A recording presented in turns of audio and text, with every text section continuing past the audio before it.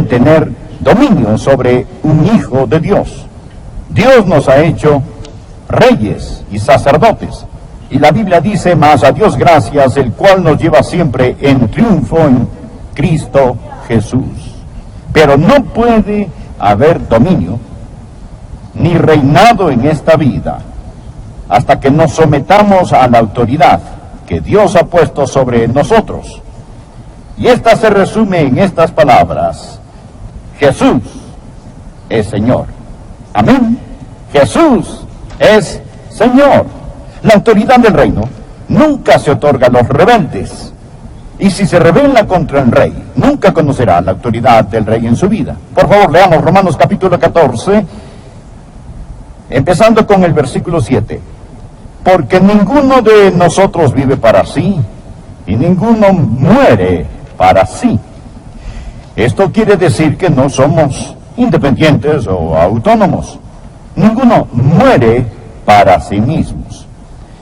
Pues si vivimos, para el Señor vivimos, y si morimos, para el Señor morimos. Así pues, sea que vivamos o que muramos, del Señor somos, porque Cristo para esto murió y resucitó, y volvió a vivir, para ser Señor, así de los muertos como de los que viven. Pero tú, ¿por qué juzgas a tu hermano? O tú también, ¿por qué menosprecias a tu hermano? Porque todos compareceremos ante el tribunal de Cristo, porque escrito está: vivo yo, dice el Señor, que ante mí se doblará toda rodilla, y toda lengua confesará a Dios, de manera que cada uno de nosotros dará a Dios cuenta de sí. Lo que había pasado es esto: en la iglesia de Roma, los creyentes habían empezado a juzgarse entre sí. Estaban criticándose acerca de cosas donde habían opiniones válidas y diferentes, acerca de días, dietas, conductas particulares.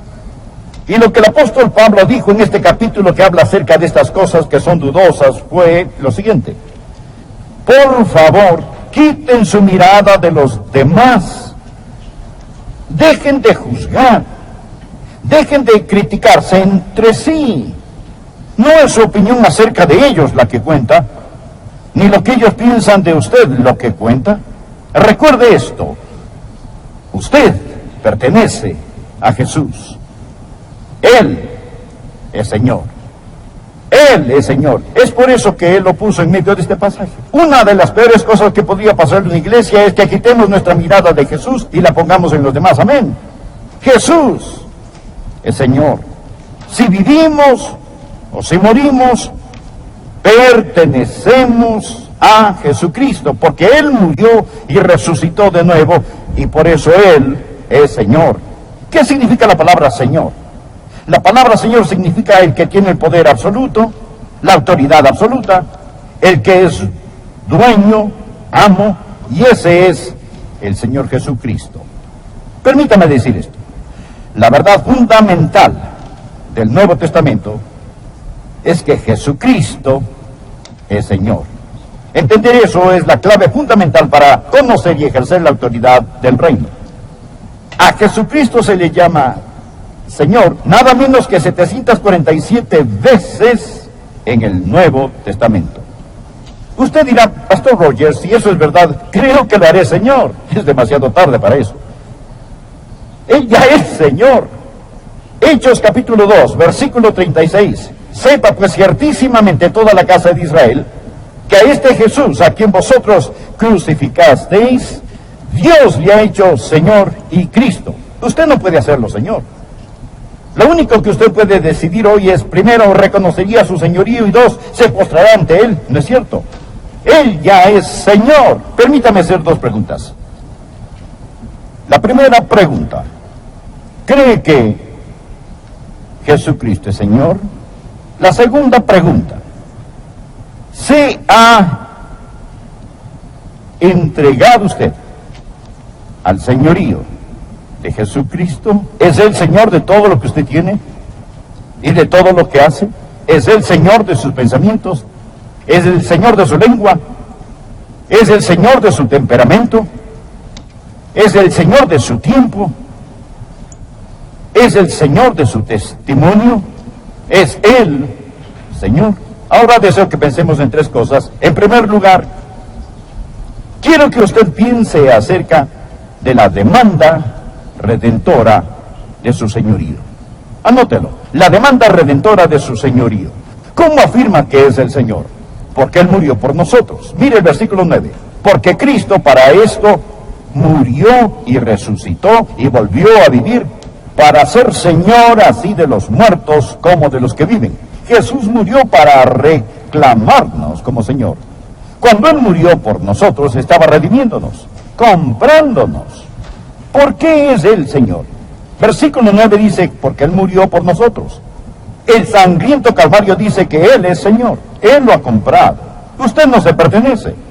Él lo redimió con la plata de sus lágrimas y el oro de su sangre. Permita que esta verdad entre en su corazón. Jesucristo lo compró a usted. Lo redimió a usted con su sangre.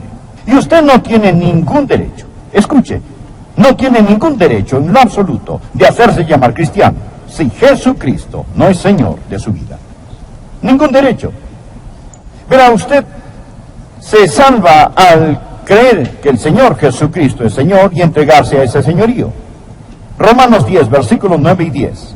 Que si confesares con tu boca que Jesús es el Señor, y creyeres en tu corazón que Dios le levantó de los muertos, serás salvo. Porque con el corazón se cree para justicia, pero con la boca se confiesa para salvación. Hoy escuchamos tanto acerca de recibir a Cristo como su Salvador. ¿Sabía que eso no es lenguaje neotestamentario? La Biblia no habla acerca de recibir a Cristo como su Salvador. Él es Salvador. Usted recibe a Cristo, quien es también Señor. La Biblia dice, cree en el Señor Jesucristo y será salvo. Usted dirá, ¿cuál es la diferencia? Bien, cuando Joyce y yo nos casamos fue un día maravilloso. Suponga que el predicador me hubiera preguntado, ¿toma a Joyce como su legítima esposa? Imagínese que hubiera respondido, la tomo como servicio doméstico. Tengo la vaga impresión de que no me hubiera casado.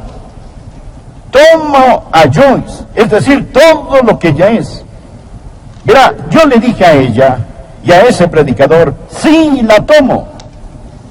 Y he pasado varios años aprendiendo lo que hice. Ahora, yo di todo mi ser a todo su ser. No entendía de qué se trataba el matrimonio, aún estoy aprendiendo de qué se trata. Cuando di mi corazón a Jesús, no entendía de qué se trataba todo, pero yo no me entregué con los dedos cruzados a mis espaldas. Yo di todo lo que conocía de mi ser a todo lo que conocía de Jesús. Yo le dije sí, a Él. Yo tomé a Jesús y usted también debe hacerlo. Él es Señor. Se lo digo de corazón. Escúcheme.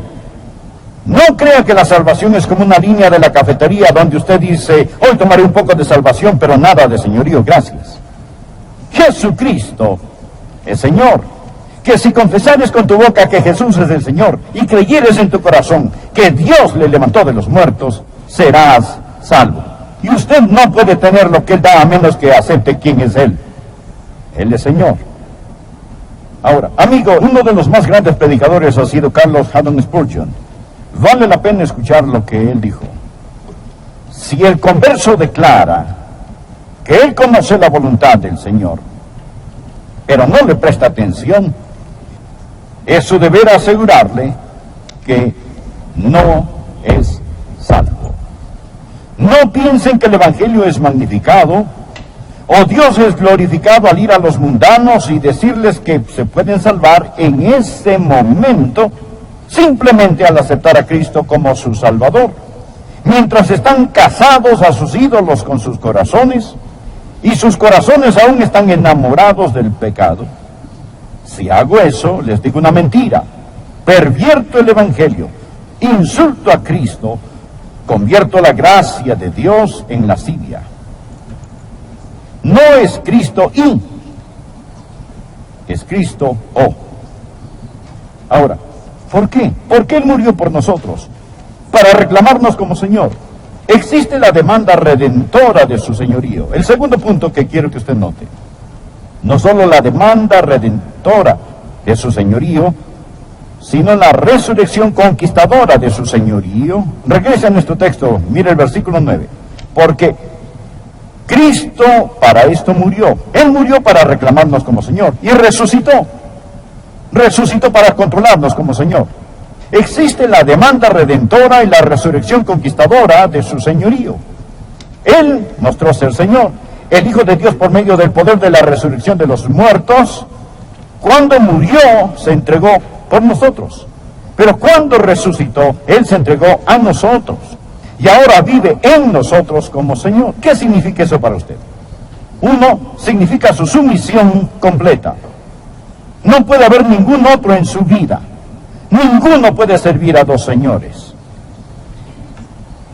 Jesús no será rey en su tiempo extra, un rey de media jornada con un dúplex de trono. Significa que usted solo se compromete con Jesucristo. Alguien dijo, Él debe ser Señor de todos y va a ser Señor del todo. Segundo, significa que Él es dueño de todo lo que usted posee.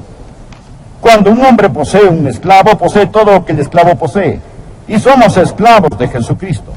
De paso, he notado que lo que un hombre hace con sus posesiones es una buena indicación si Jesucristo es o no Señor de su vida. Usted dirá, Él es Señor de mi vida, yo le doy el 10%. Entonces Él no es Señor del 90%. Amigo, Él es Señor de todo. Él no posee el 10%. Él posee todo lo que usted tiene. Cuando usted trae su diezmo a la casa de Dios, cuando usted da lo que Dios le ha puesto en su corazón, eso es solo una expresión tangible del hecho de que Él lo posee todo. ¿Sabe qué es lo que dice cuando usted da? Usted dice, Señor, esta ofrenda es una expresión tangible, visible de mi rendición total a ti. Este regalo representa mi inteligencia, representa mi sudor, representa mi habilidad, representa mi tiempo, mi intelecto. Eso fue lo que requirió conseguirlo, y cuando lo doy, cuando te lo devuelvo, solo representa que todo pertenece a ti y que yo soy tu administrador. Por eso, que Jesucristo viva para controlarlo significa obediencia indisputable. Jesús hizo una pregunta pertinente en el capítulo 6 de Lucas, versículo 46. ¿Por qué me llamáis Señor, Señor, y no hacéis lo que yo digo? Eso es una contradicción de términos. Debemos entregar al Señor Jesucristo nuestra lectura, nuestra recreación, nuestro tiempo, nuestros amigos, nuestra vacación. Todo lo que hacemos debe estar bajo su control. Usted dirá, Pastor Rogers, acaba de arruinar mi vida. Es decir, me acaba de excluir, no puedo ser yo mismo. Eso es terrible. ¿Quién sabe qué me hará si digo eso? Me arruinará. Escúcheme, escúcheme. Él quiere para usted lo que usted querría para sí, si tuviera la suficiente inteligencia para quererlo. Bien, aquí tenemos el tercer y último punto que quiero que vea. No solo existe la demanda redentora de su señorío y la resurrección conquistadora, sino también debe haber la confesión real de su señorío. Pablo continúa diciendo en este capítulo que llegará el día cuando todos nos arrodillaremos y confesaremos que es Señor. El verso 11, porque escrito está, vivo yo, dice el Señor, que ante mí se doblará toda rodilla y toda lengua confesará a Dios. Usted confesará a Cristo como Señor. Verá, si no lo hace en este mundo, lo hará en otro mundo. Ponga en su margen Filipenses 2, versículos del 9 al 11. Me fascina esto. Habla de Jesús, que dejó el cielo, caminó las polvorientas playas de Galilea, colgó en agonía en una cruz. El versículo 9 dice, por lo cual, escuche esto, Dios también le exaltó hasta lo sumo y le dio un nombre que sobre todo nombre, para que en el nombre de Jesús se doble toda rodilla de los que están en los cielos, está hablando de los ángeles, y en la tierra, estos son los humanos, y debajo de la tierra, estos son el diablo y los demonios, y toda lengua confiese que Jesucristo es el Señor, para gloria de Dios Padre. Esos, mas un día lo confesarán como Señor. Los santos de todas las edades se arrodillarán ante Jesucristo. Noé dirá: Jesús es Señor. Moisés dirá: Jesús es Señor. Abraham dirá: Jesús es Señor. Isaac dirá: Jesús es Señor. Jacobo dirá: Jesús es Señor. Isaías, Ezequiel, Daniel, al unísono dirán: Jesús es Señor. Todos los reyes y gobernantes que hayan vivido se arrodillarán y dirán: Él es Rey de reyes y Señor de señores. Un día finalmente el mismo Satanás inclinará su cabeza y dirá: Jesucristo es el Señor. Toda lengua confiese que Jesucristo es el Señor. Pero esto es lo maravilloso. Nosotros no tenemos que esperar hasta morir para decir que Jesús es Señor. Si fueran a hacerme una operación y decirme: Adrián, te vamos a cortar la lengua, si tienes algo que decir, es mejor que lo digas ahora. Solo tienes fuerzas para decir 3 palabras antes de que te cortemos la lengua, y nunca más podrás decir otra palabra más en tu vida. Sé lo que esas 3 palabras serían: Jesús es Señor. Jesús es Señor.